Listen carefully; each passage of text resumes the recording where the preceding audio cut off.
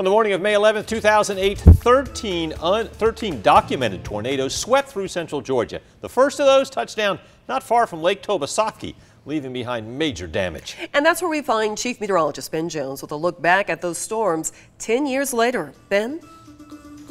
Yeah, we talked about 13 tornadoes, and out of that, 11 central Georgia counties were affected, including Bibb, Lawrence, Johnson, Fruitland counties. It was just a wide swath of damage. And while Lawrence County didn't see the most damage, it was where the storms turned deadly. For the people who live in Lawrence County, the first responders who were there as witnesses, the memories of the morning, still vivid. Kind of like a roar. Steve Albritton remembers that morning. It just made a loud noise, loud thud, and it really woke me up.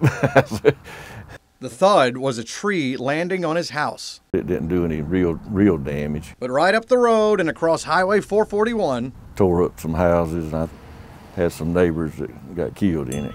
As the tornado tore its path across the county, a couple in their 50s, Tracy and Lisa Clements, were killed when their mobile home was hit.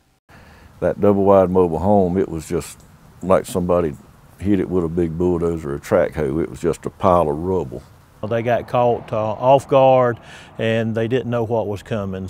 Lawrence County EMA Director Don Bryant responded when the calls started coming in. We were going basically from one residence to another residence, checking them out. When his crew began searching the debris of the mobile home, they did discover that there were people in this mobile home, and unfortunately 2 of them were fatalities. It was a very horrific experience for my first responders, which most of them were volunteers at the time.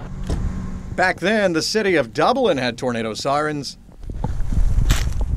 But we really had no way of warning people out in the county. Neighbor Bobby Garner said he was grateful to have lived through the tornado. It could very well have been me.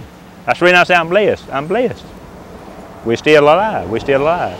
And the loss of life that day is something Bryant and Albritton still feel. But it was also a very sad time for us because we did lose some of our good people here in Lawrence County. Just, I don't know, just heartbroken, you know. It was a sad day, really was.